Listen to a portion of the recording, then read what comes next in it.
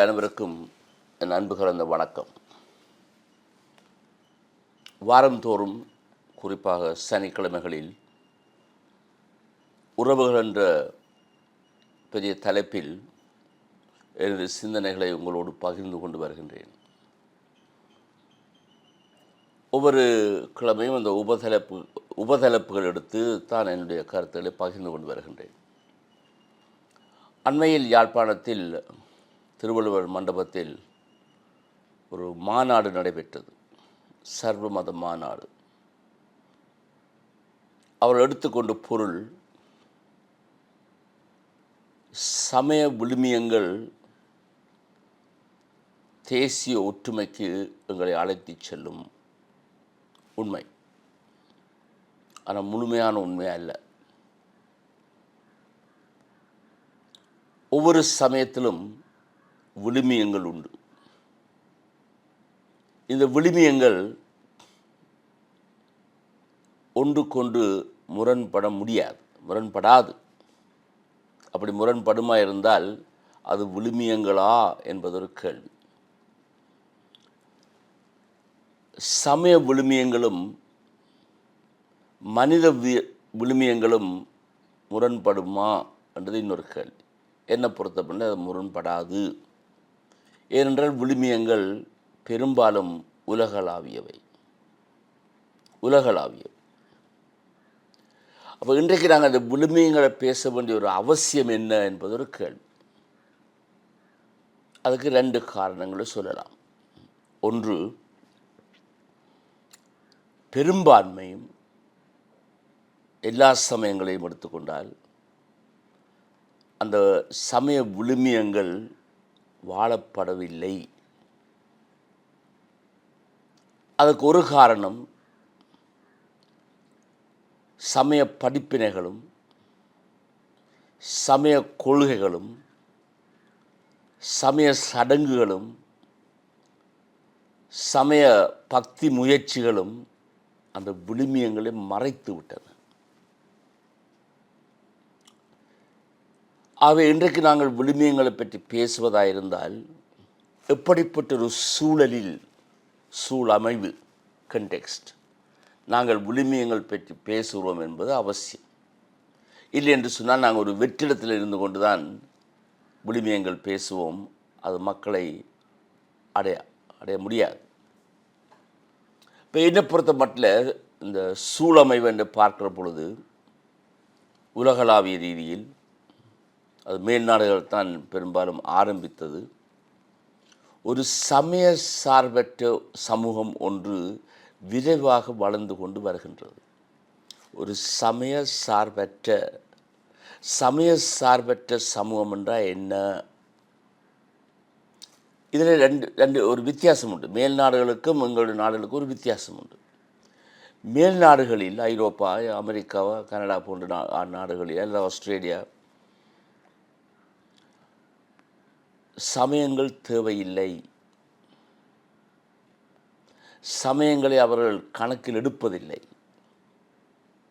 அவர்கள் சமயங்களுக்கு எதிராக பேசுவது குறைவு.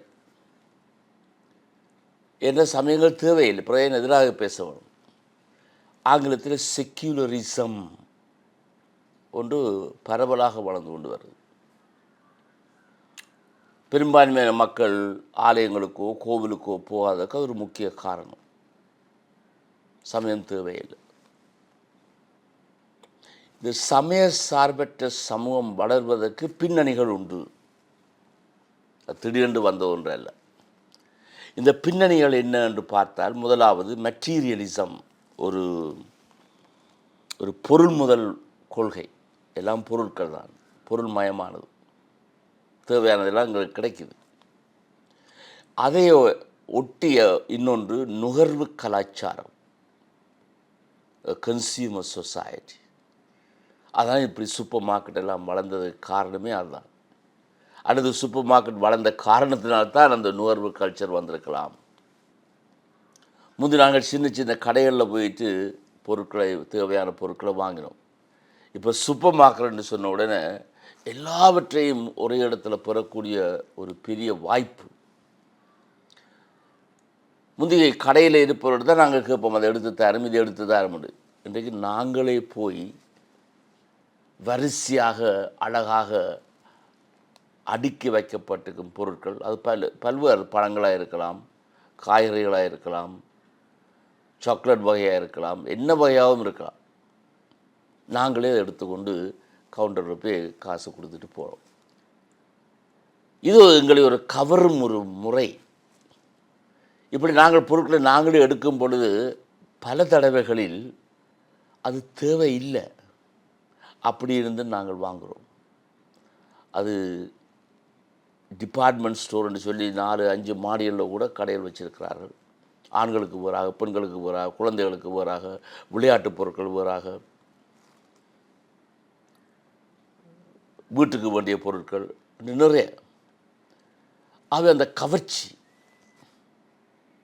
அதான் அந்த நுகர்வு கலாச்சாரம், தேவையில்லாமலே வாங்குகின்றோம்.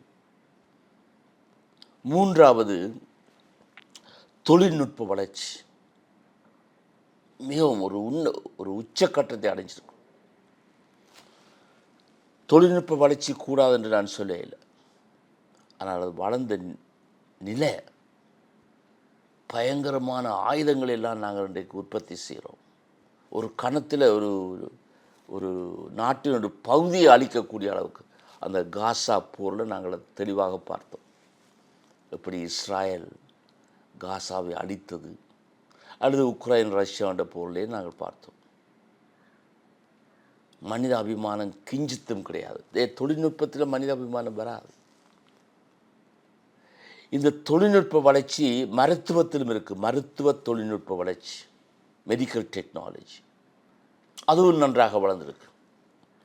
எவ்வளவு தூரம் வளர்ந்தது என்று சொன்னால், எப்படி தொழில்நுட்ப வளர்ச்சி விசேஷமாக ஆயுதங்களை உருவாக்கும் அந்த நிலை மனிதத்தை மதிக்காமல் போனதோ, அதே போன்று மருத்துவ தொழில்நுட்ப வளர்ச்சியிலும் ஒரு நோயாளி ஒரு பொருள், அண்ட் ஆப்ஜெக்ட். மனிதம் அங்கு இல்லை. எல்லா டெஸ்ட்டையும் எடுத்து போட்டு பார்த்தால் இதுதான் உண்டு ஆயிடுதான். ஆனால் என்ன பார்க்கல, இந்த கதையை கேட்கல, நான் யாருன்னு கூட இந்த மருத்துவருக்கு தெரியாது. 5 வருஷமாக நீ ஒரு மருத்துவர்கிட்ட போய் கொண்டு வாரீர், நீ யாருன்றே அந்த மருத்துவருக்கு தெரியாது. ஏன், அவருக்கு தெரிய வேண்டிய அவசியம் இல்லை. அதான் மருத்துவ தொழில்நுட்ப வளர்ச்சி.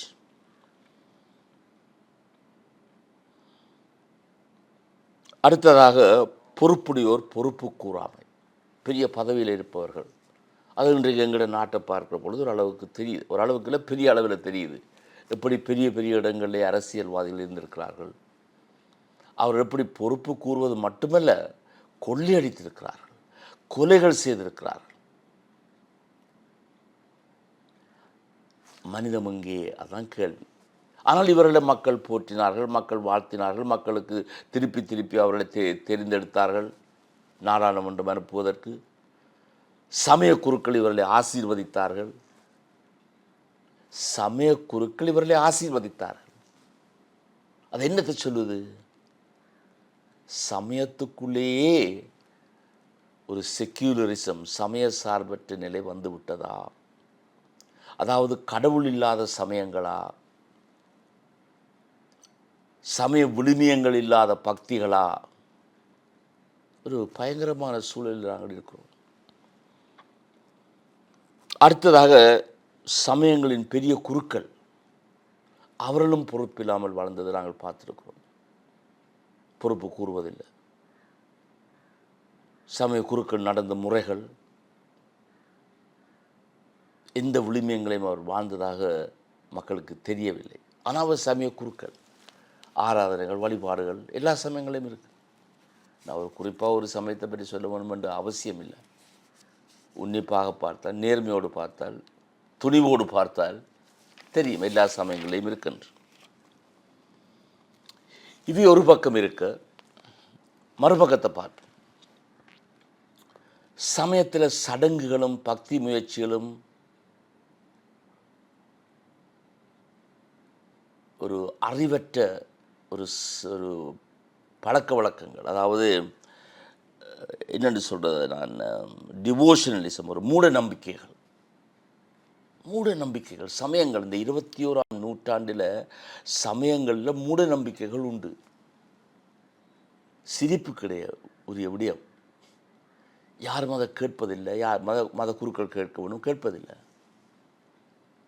இவை நாங்கள் சேலஞ்ச் பண்ண வேண்டிய அவசியம் இருக்குது, எதிர்முகம் கொடுக்க வேண்டிய அவசியம் இருக்குது. யாரும் செய்வதாக தெரியும், அதையும் வளர்க்குறோம். கோவில்களில் சத்தம், ஒலிபெருக்கிய மூலம் சத்தம் போடுறார், பயங்கர சத்தம், போட்டிக்கும் சத்தம் போடுறார். சத்தத்தில் கடவுள் இல்லை, மௌனத்தில் தான் கடவுள் உண்டு. ஒரு உருவகமாக சொல்வார்கள், கடவுளின் மொழி மௌனம். உண்மை, ஆழமாக சிந்தித்து பார்த்தால் அதனுடைய பொருள் புறனாகும். ஆகவே இப்படிப்பட்ட ஒரு சூழலில் நாங்கள் சமய விழுமியங்கள் பேசுகின்றோம். நற்செய்தி எடுத்து பார்த்தால் இயேசுடைய வாழ்க்கையை பார்க்கிற பொழுது அவரது யூதனாக பிறந்தவர், யூதனாக வளர்ந்தவர். ஆனால் லூக்காவுடைய நற்செய்தியில் சொல்வது போல அவர் வலிமையிலும் ஞானத்திலும் வளர்ந்தார். ஞானத்தில் மிஸ்டிக். அப்படி வளர்ந்த ஒரு காரணத்தினால இயேசு அந்த யூத சமயத்தோடு தன்னை அடையாளப்படுத்தாமல் அந்த யூத சமயத்துக்கு வெளியாக நின்று கொண்டு அந்த யூதத்தை பார்த்தார். அந்த யூதத்தினுடைய சீரழிவை பார்த்தார். அந்த யூதம் செய்கிற தவறுகளை பார்த்தார். அந்த யூத மக்களை எப்படி அடிமையாக வைத்திருக்கிறது என்பதை பார்த்தார். ஆகவே முதல் அவர் எடுத்துக்கொண்ட விடயம் சமய சீர்திருத்தம். சமய சீர்திருத்தம். அவை சமய சீர்திருத்தத்தை பற்றி நாங்கள் பேசாமல் சமய விழுமியங்களை பற்றி மட்டுமே பேசுவோமா இருந்தால் அந்த சமய விழுமியங்கள் எங்கும் ஏற்றுக்கொள்ளப்படாது, முடியாது. அப்போ இயேசு சமய விழுமியங்களை பற்றி பேசிய அதே வேளை சமய சீர்திருத்தத்திலும் அவர் ஈடுபட்டார். அதிகமான சமூகங்களில் சமூகமும் ஒன்றாகத்தான் இருக்குது. யூதத்தில் இருக்குது, சைவத்தில் இருக்குது, கிறிஸ்தவத்தில் இருக்குது, இஸ்லாமிய சமயத்தில் இருக்குது. அவை சமய சீர்திருத்தம் செய்யும் பொழுது இயல்பாகவே சமூக சீர்திருத்தமும் வரத்தான் செய்யும். ரெண்டும் தேவை. அப்பொழுதுதான் நாங்கள் விழுமியங்களை எடுத்து பேசலாம். கத்தோலிக்க திரு அவையை எடுத்துக்கொண்டால் எத்தனையோ நூற்றாண்டுகளாக வளர்ந்து ஒரு அமைப்புக்குள்ளே வந்து ஒரு நிர்வாகத்துக்குள்ளே வந்து ஒரு மூடிய தன்மையை உருவாக்கி அந்த மூடிய நிலையில் அந்த சமயம் சில சீரழிவுகளை, சில தகாத பழக்க வழக்கங்களை, தேவையில்லாத போதனைகளை, மக்களை அடிமையாக வைத்திருக்கக்கூடிய ஒரு சூழ்நிலை வளர்ந்து வந்தது உண்மை. இதை உண்மையாக உன்னிப்பாக பார்த்தவர் ஜான் தி 23rd, 23வது ஜான். அவர் ஒரு சாதாரண திருத்தந்தை. ஆனால் அவருக்கு உள்ளுணர்வு உண்டு, இன்ட்யூவிஷன் வந்தது. அந்த இன்ட்யூவிஷன் என்ன? கத்தோலிக்க திரு அவை சீர்திருத்தப்பட வேண்டும். இந்த மூடிய அமைப்புக்குள்ள கொஞ்சம் நல்ல காற்று வீச வேண்டும், சுவாச காற்று. பல எதிர்ப்புகள் இருந்தன, பல எதிர்ப்புகள். இதற்காவது 2வது வத்திக்கான் சங்கம். அது எவ்வளவு ஒரு கடினமான ஒரு விடயம், எவ்வளவு பண செலவு, இதனால் என்னத்தை சாதிக்க போகிறீர்கள் எல்லாம் கேள்விகள் கேட்கப்பட்டது. ஆனால் அவருடைய உள்ளுணர்வில் அவருக்கு உறுதியான நம்பிக்கை இருந்த காரணத்தினால திட்டவட்டமாக 2வது வத்திக்கான் சங்கம் நடைபெற வேண்டும் என்றார். நடைபெற்றது. ஆனால் அது முடியும் வரை அவர் உயிரோடு இருக்கவில்லை. அவரை தொடர்ந்து தலைமைத்துவம் தாங்கிய பால் தி 6th, பால் 6வது பால், அவர் ஒரு திண்டாட்டத்தில் இருந்தார். வத்திக்கான் சங்கத்தை தொடர்ந்து கொண்டு போவதா இல்லையா, இறுதியில் கொண்டு போவதென்ற முடிவுக்கு வந்து 2வது வத்திக்கான் சங்கத்தை ஒரு நல்ல முடிவுக்கு கொண்டு வந்தது மட்டுமல்ல, அந்த 2வது வத்திக்கான் சங்கம் சீர்திருத்தம் தேவை என்று சொல்ல பல விடயங்களை அவர் நடைமுறைப்படுத்தினார். துரதிருஷ்டவசமாக துரதிர்ஷ்டவசமாக அதன்பின் வந்த 2 திருத்தந்தையர்கள், ஒன்று ஜான் பால் II, 2வது ஜான் பால், அவரை தொடர்ந்து வந்த 16ஆம் பெனடிக்ட், இந்த இருவரும் ஓரளவு பயந்து போனார்கள். என்ன பயம்? இப்படி கொடுத்த ஒரு சீர்திருத்தம் தொடருமாக இருந்தால் திருச்சபை ஒரு கட்டுக்கோப்புக்குள் வைத்திருக்க முடியுமா? ஒரு அமைப்புக்குள் வைத்திருக்க முடியுமா? வெவ்வேறு திசைகள் அது போய்விடும் அல்லவா என்றொரு பயம். அதனால் அவர் என்ன செய்தார்கள்? மீண்டும் அந்த அமைப்பை மூட ஆரம்பித்தார்கள். ஒரு பிற்போக்குவாதத்தை கொண்டு வந்தார்கள். அது ஒரு நீண்ட காலம், 4 நூற்றாண்டுக்கு மேலாக. அது கத்தோலிக்க திரு அவையில் நடந்த ஒரு துரதிர்ஷ்டம். ஆனால் பெரிய ஆசீர்வாதமாக வந்தவர் போப் பிரான்சிஸ் அவர்கள். அவர் சீர்திருத்த வேண்டுமென்றே நியமிக்கப்பட்டவர், தெரிவு செய்யப்பட்டவர். பலருக்கு தெரிஞ்சது கத்தோலிக்க திரு அவையில் பயங்கரமான ஒரு ஆழமான அடிப்படையான சீர்திருத்தம் தேவை செய்தார்.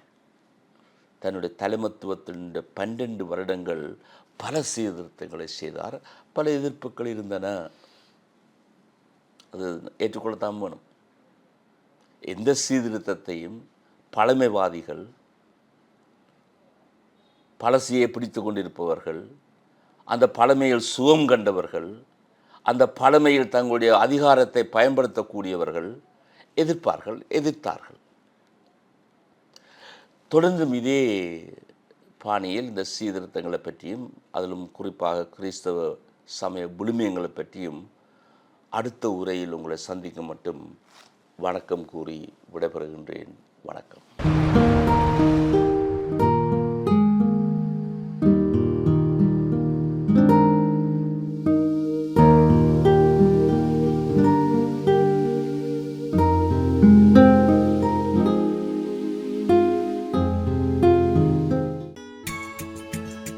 ஹோலி மேடையில் புத்தம்புது நிகழ்ச்சிகளை உடனுக்குடன் பார்த்து மகிழ எமது ஃபேஸ்புக் மற்றும் யூடியூப் பக்கத்தை லைக் செய்யுங்கள்.